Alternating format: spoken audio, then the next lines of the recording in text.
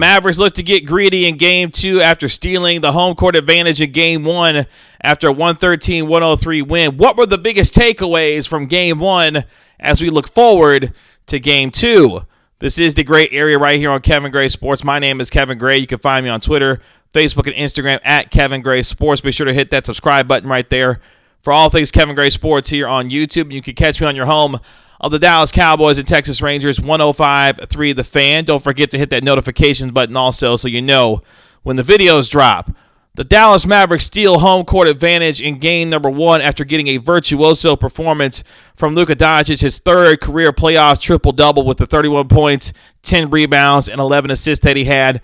The role players coming up big in big spots. Dorian Finney-Smith, who's hit more clutch three-pointers for this Mavericks team than any other player this season, did so again, hitting the go-ahead three with 2:50 left in the fourth quarter to give them a 103-100 lead that they did not look back from. Role players such as Jalen Brunson and Tim Hardaway Jr. came up big in Game 1 and will need to do so again in Game 2. So what were the biggest takeaways from Game 1 to Game 2 that could give us an indication that the Mavericks could potentially get greedy and get 2 games in Los Angeles before they head back to the American Airlines Center for Games 3 and 4? Number 1, Luka Doncic punishing Ivica Zubac on the switches. He scored 16 of his 31 points on Zubac when for some reason Ty Lue kept going over and over and over again to switching out Zubac onto Luka Doncic. Whether it was hitting Dirk one-legged fadeaways in the lane or step-back three-pointers, every time Luka Doncic saw your man Zubac coming out to switch out onto him, it was barbecue chicken all night long. And that's exactly what Luka Doncic did time and time again against Zubac. You saw early in the game, they tried Patrick Beverley on Luka Doncic, and he punished him multiple times in the lane after an and one. Luka Doncic yelling at Patrick Beverley, "You're too effing small." That was the kind of confidence and bravado that your man Doncic was playing with in this game, where you could feel the confidence oozing from this Mavericks team, jumping out to the early run that they did in the first quarter, setting the tone for a game which they believed that they could win, knowing that they have already walked into that building previously and handed the Clippers a 51-point beatdown. So that's takeaway number 1. We've started to allude to it when it came to the role players for this Mavericks team. Dorian Finney-Smith, a career playoff high 18 points, as I mentioned, the go-ahead three with 2:50 left in the fourth quarter. A lot of love also has to go to a guy in Tim Hardaway Jr., who was one of 5 Mavericks in double figures. He had 21 points, was 8 of 13 from the field, 5 of 9 from downtown. But his charge that he took and then subsequent three-pointer that he hit to give the Mavericks a 100-98 lead in the fourth quarter was huge before they ultimately went on the 13-3 run to end the game. Tim Hardaway Jr.'s steady hand in that game, allowing the game to come to him, was instrumental in the Mavericks playing with the kind of poise that you've seen a team who went 18-15 in clutch time this year, which was 10th in the NBA, play with that same poise down the stretch. There were plenty of momentum, potential changing plays in this game, but every time the Mavericks saw a run or had a run get on them by the Clippers, they responded with a run of their own.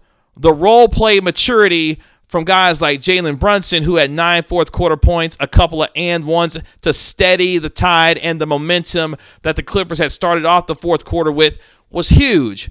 Again, a microcosm of what you've seen from Tim Hardaway Jr. and Jalen Brunson. Brunson particularly with his ability to close in the fourth quarter with those 9 points that you saw. So as you continue to watch this series go along, the maturity that the role players play with in game number 1, also Luka Doncic punishing defenses with the switches on Zubac, obviously what he did against multiple defenders when it either was Kawhi Leonard or Nicholas Batum or Zubac. Even Reggie Jackson got some at one point. Doncic is going to be able to exploit any matchup that comes across his way. Doncic, who continues to be a 3-level scorer with his ability to get into the lane, can hit the mid-range, and of course we know how much he improved this season with hitting knockdown three-pointers. There's not many ways that you could defend him. You've already heard and seen the idea from Ty Lue that you're going to get more of Kawhi Leonard going into game number 2. While that may be the case, Luka Doncic has had a lot of success against Kawhi Leonard also.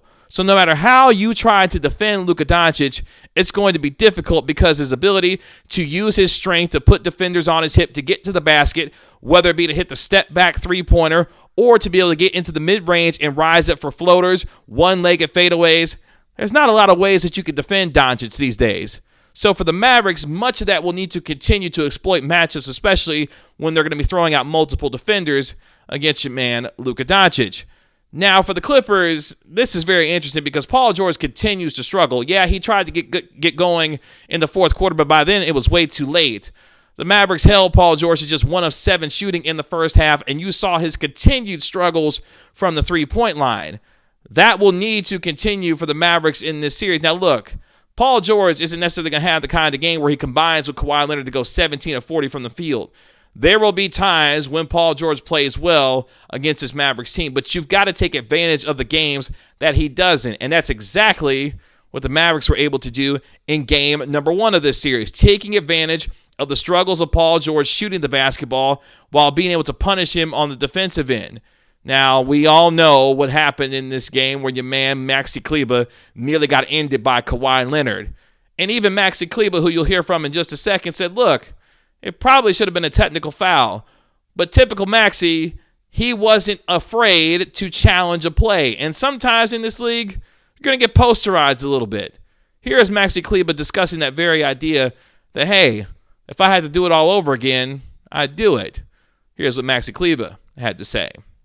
Well, first of all, I had 3 fouls already, so I couldn't take an early take foul to stop the fast break. But, this is the playoffs, so I'm going to try to contest the shot. I don't care about that. You don't try to give up easy baskets. I think the stare down should have been a technical foul in my opinion, but that's not my decision. But I didn't really care. I get up and try to keep playing, and we kept playing. And stuff like that happens. Obviously, it was an amazing dunk because I honestly didn't expect him to jump up and dunk, but it's not going to hold me back because at the end of the day, every possession counts, and I couldn't foul, and I would do it every time again. So Maxi Kleber, again, he's going to take those plays at times where he's going to get posterized. And in this league, it's going to happen from time to time. But you give credit for Kleber for staying in there. At the time, it cut the lead down to 2. But the Mavericks responded by ending that third quarter well and playing with the kind of poise that you've seen this Mavericks team start to grow with throughout this season, which is extremely important come playoff time because as the game continues to come to these role players, the Tim Hardaways, the Dorian Finney-Smiths, the Maxi Klebers of the world, these guys will continue to play better in those moments. And as they continue to have success in these kinds of situations, that should only give you, as a Mavericks fan, more confidence about what they are going to continue to do going forward. Now, look, I know Kristaps Porzingis struggled. Was 4-13 from the field. He hit his first couple of shots to start the first quarter when they ran a couple of plays for him to get him involved early. And then, of course, you heard him post-game talking about the idea that they will need to adjust, and the patience that he had to use to stay locked into the game was something that came to him as the game went on. Give credit to Porzingis down the stretch. He had the big dunk on Kawhi Leonard, hit a couple of free throws down the stretch to help seal things for the Mavericks. But for him, he's got to stay mentally locked in to ensure that he's not getting screened out of plays or taken out of plays mentally because he's not getting the ball in the right spots that he feels like he should within this offense. He's going to have to continue to be vital for this Mavericks team on both ends of the floor to give them the kind of mismatch that he was able to do in last year's playoffs in the bubble, where, of course, in that Game 3, he had 34 points and 13 rebounds and really took advantage of what the Clippers were trying to do against him offensively.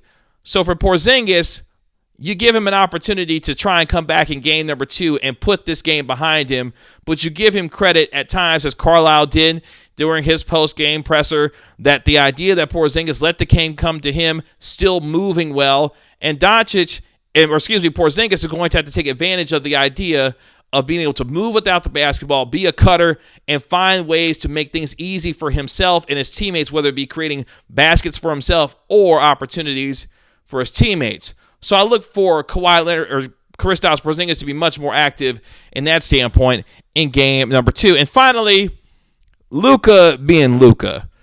It's hard to quantify a guy at 22 years of age who is probably going to be a first-team All-NBA performer for a second consecutive year, just how much of an effect he has on a basketball game. You can't defend him with switches with big guys. You can't defend him with small guys. He's too strong when he gets you on his hip to go to the basket. He punishes you in a myriad of ways with his passing and his vision. And, of course, now being a 3-level scorer, there's not a lot of ways that you're going to be able to defend him. How Ty Lue decides to deploy defensively Kawhi Leonard against him, whether or not Kawhi Leonard fights over the top or underneath screens to ensure that he is sticking to Doncic so that they're not getting caught out on switches, or whatever you try to do, picking him up full court at times like how Rajon Rondo did. The Clippers have their hands full with this player, and it just seems like Luka Doncic continues to have the Clippers' number, already with 3 triple-doubles in the playoffs, all against the Los Angeles Clippers in the 7 games that he's played against them. He is simply phenomenal, and you don't need me to tell you that. But at the same time, this Mavericks team will have to clean up the turnover situation where they committed 13 turnovers in this game, but they defended the 3 well, holding the Clippers to just 27% shooting from the 3-point line, the number 1 3-point shooting team in all of the NBA, shooting over 41%. The Mavericks did exactly what they were supposed to do. They out-rebounded the Clippers, they held Zubac down on the offensive glass, and more importantly, they hit knockdown 3-pointers and played with poise down the stretch, befitting of a team that's growing in maturity the way that they did all season long. And for their role players, it's a massive way, especially for Jalen Brunson in his first playoff game, to really put himself in position to help this team down the stretch. Can they continue to take advantage of that going in game number 2?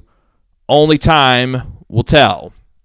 You can find me on Twitter, Facebook, and Instagram at Kevin Gray Sports. Be sure to hit that subscribe button right there for all things Kevin Gray Sports here on YouTube. This has been another episode of The Gray Area. We'll talk to you later.